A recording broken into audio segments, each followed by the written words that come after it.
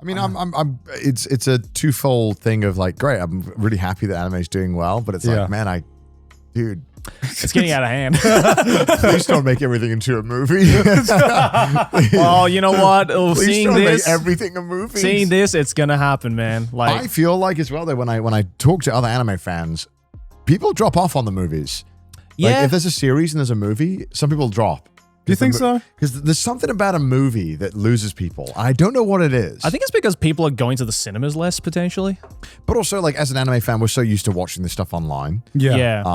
But I don't know. Like, and I watched Mugen Train as an episodic. Like I didn't watch it as the movie. Right. I would say that Mugen Train especially has this bad, the feeling of Mugen Train didn't feel like you were watching a movie. It felt like you were watching 5 episodes stitched together. They also double dip, bro. They did both. They released the episodes and made a movie out of it. Yeah. Well, that's what they've figured out now. It's like they release it as the movie, and then once the movie starts to like dwindle down a little bit, then they chuck it up on streaming. And then you can pay Lisa to show up again and record a bang song. Yeah, exactly. I will say Infinity Castle felt less like outrageously episodes stuck together and more like, okay, this is a movie. This is a movie experience, and most of that is just because they're in the Infinity Castle, and it's just like, all right, what fights do we want to show? All right, that's all we need. We're just sharing a bunch of fights, a bunch of backstories, and that's pretty much it. It's because I saw the Mugen Train film in cinemas, and it was kind of crazy because I knew obviously chronologically it was a continuation from season 1, but it really just like first 2 minutes, it literally just kicks off right after the last episode. I mean, that's kind of cool though, you know. Which is kind of cool. You could watch the episode the day before and just boom, you're in. Yeah, but I was at the same time I was like, damn, you're not even gonna like ease me into this shit. No, I was saying with the Infinity Castle. Oh, really? Like, it's fucking Demon Slayer. You see, he's like, you know what it's about. You know what this is about. I mean, ultimately, I'm, there's a part of me that obviously mentioned just now. Like, I don't really want more anime movies, I don't want everything to become an anime movie. Yeah. But I do like the fact that stuff like Demon Slayer doing really well has been a massive push for at least in America, the UK, and Australia, I assume, for kind of getting anime in theaters. Yeah. Oh, definitely. And I think if, thank God there's 3 of them because that will most certainly help push these cinemas to incorporate it more. Do you think the Attack on Titan ending should have been a movie? Yeah, I think so. Yeah. I think so. Because one thing I would say I like about what Infinity Castle is doing right now is that this is like the ending of Demon Slayer. Give it a banger. It does feel like an event, because this is going to be a trilogy of movies. And on one hand, I'm like, yo, dog, they're seeing the dollar numbers, and now they're seeing this first movie, and then they're just like, boys, we've done it. We've done Someone's going to be in the board meeting. Yeah. 4th movie. What say you? Demon Slayer 0. Yeah. But the prologue. It does feel cool to see just a global event that is tied to an anime IP release, Yeah. And I'm not sure how much Chainsaw Man is like earning compared to Demon Slayer. I'm not gonna. I think Chainsaw Man, from what I've heard, is probably not doing as well, obviously commercially. But I think, but I still think pretty well. I think critically though, it's doing really, I've heard really well. some really, really good things. Yeah, 50 mil. But for what Chainsaw Man, because we've just got like, oh, baby. We did that first hour. Day one. I mean, we've discussed before, but Chainsaw Man is obviously a very weirdly, uniquely placed anime that kind of is very specific in who it kind of is for. And it is for a very diehard anime fan. It's an incredibly unconventional story to turn into a film. But for the fact that this can do so well as well is great. And I think that's awesome too. Totally. And I'm glad that this movie is doing well. Totally. Yeah. And I hope it does well in America too. Yeah, I hope it does well in America. It's been out for a month. I think, I would definitely, Yeah, is it already out in America? I don't think it's already out next in America. week. I was going to say, I would love us to get to the point where it can be same day worldwide release. Would be nice to have. Yeah. Well, I think after the Demon Slayer trilogy, I think studios are seriously going to start considering it. Yeah. Yeah, I'm wondering. I wondered in America, because obviously none of us got to watch it in America, but I wonder if it was mostly dubbed or subbed that was being shown. I saw an article that said it was mostly sub, but still, it was like, still, it was a lot of people watching dub as well. I don't have a source in this. This is a random tweet. I made it the fuck up. This is a random tweet I saw, so I'm going to preface with that. But I think it was sub more than dub. But also, I don't know how many people are lying as well. True. It is Twitter. I mean, at least in Japan, there's most movies that come out here that are Western. I want to say like 80% of the screenings are subbed. Yeah. For every movie that comes out here, like Western. Yeah. Like there is obviously demand for dubbed. Yeah. And that's a thing. But most Japanese people prefer to watch things subbed. Most foreign films, most foreign films that are dubbed into Japanese in Japan, from my experience, are usually like the Pixar films and the Disney films and like the more family films and stuff like that. Yeah, I accidentally bought tickets to when the Batman came out to watching that dubbed. That wasn't good. Well, I was like 10 minutes in and I was like, should I just leave? Like, should I come back and... I want to hear what fucking Robert Pattinson's Batman sounds, Tom. It was weird. I mean, I kind of fucked up. I did... They did change it. The staff are very sweet, though. Oh, yeah. They were very sweet. It's funny because also wasn't like... Didn't like the Crunchyroll CEO or something, didn't he say that, I think 70% of all anime gets watched in dubbed on Crunchyroll? And similar thing with Netflix as well. Yeah. Despite people really hate reading, huh? Yeah, despite how vocal the anime community is about watching anime subbed and only watching in Japanese, the data says otherwise. People just don't want to read. Yeah, I mean, I think you're the person. Let's say you're the person who watches, especially me at this point. Like you're watching maybe, an anime or two a season. I'm probably going to only watch dubbed, right? Because it's just ease of access at that point. I think it's also just because most people watch, anime on just second monitor, right? And so when you're watching something on second monitor, you don't have time to look over and read the was sub. I wrong? Okay, sorry, I was wrong. 80 to 90%? It's 80 to 90%. Oh my God. Yeah, sorry. I made that number out of my ass. Damn.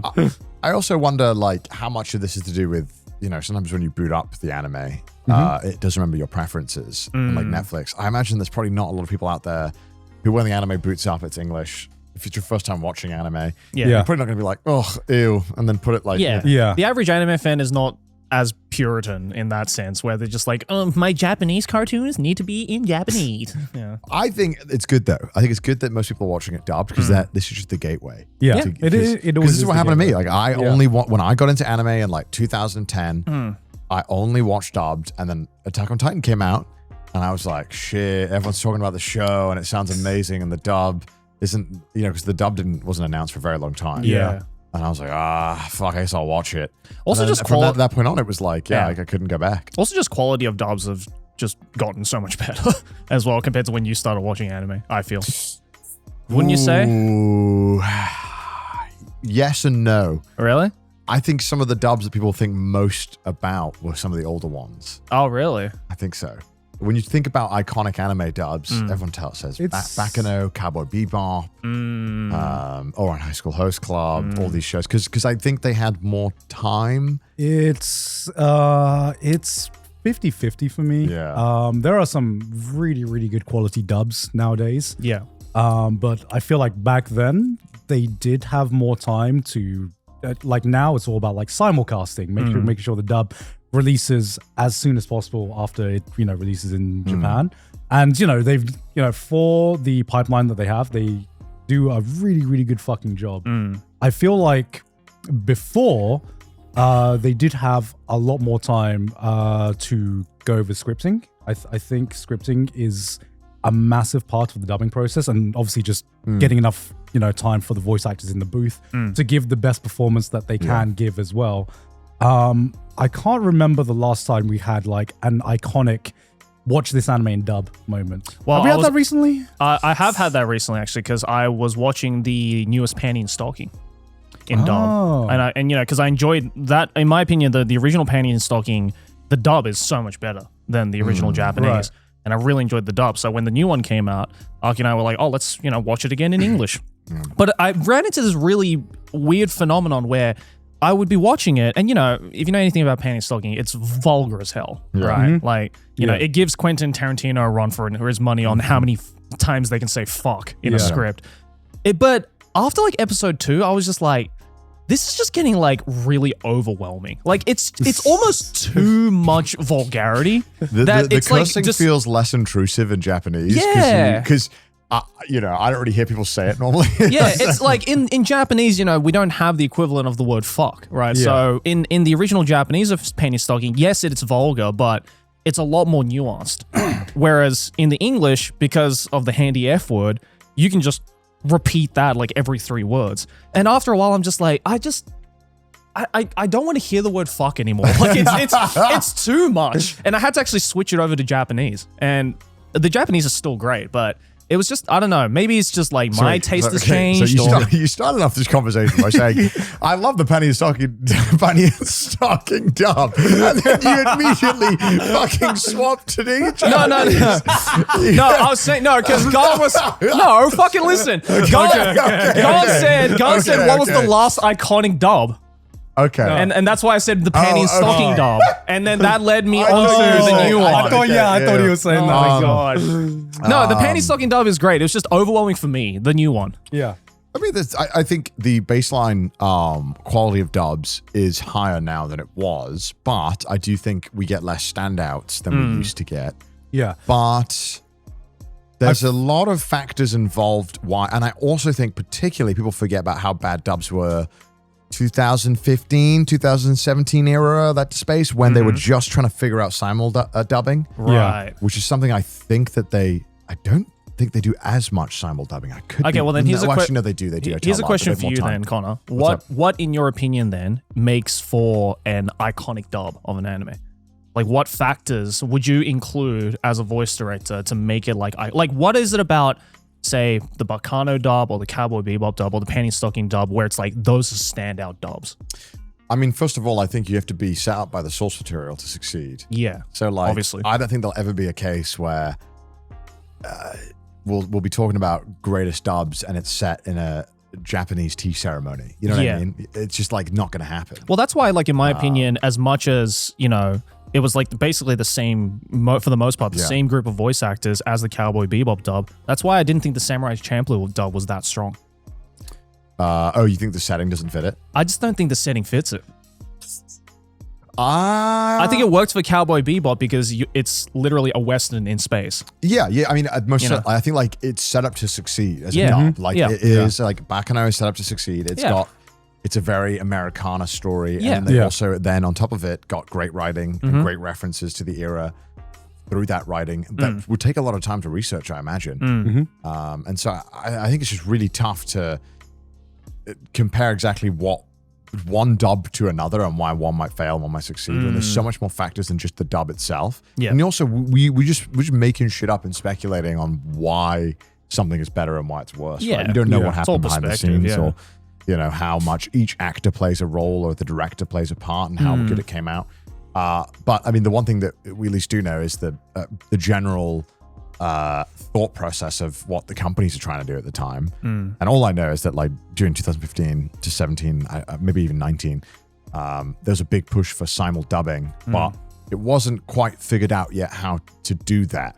And so what ended up happening is that we got a lot of dubs that there was a big criticism at the time that all the actors were the same.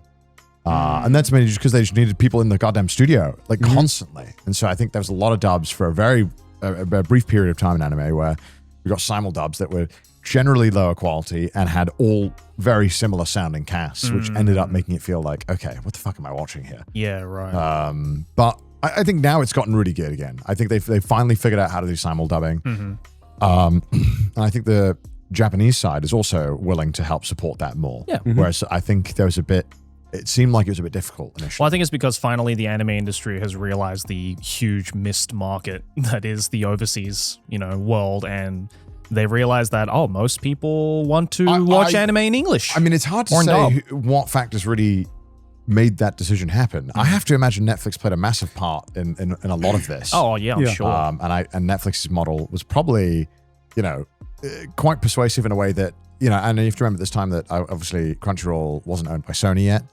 Crunchyroll was owned by, I think, AT&T. Yeah. But I don't know how much they were really trying to make anime work obviously they sold it off. So I don't know how much they were trying to really push anime and also change the industry. Whereas it's obvious that Netflix has tried to change the industry as much as possible.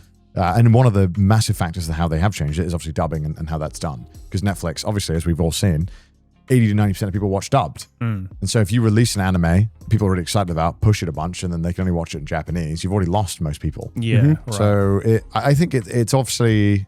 I don't know if it's good per se or anything, or if it's bad. I don't really have an opinion on it like that. But at least it seems to be in a better point in terms of what the viewer's getting. I do, because I think what I think about it is that it's gotten to a level now where I feel like you can always watch the dub. It doesn't really matter what language you watch it in. Before it was like, oh, the Japanese is like so much better. Now I feel like dubbing has got to a point where it's like similar in level to what we get from like the Japanese cast.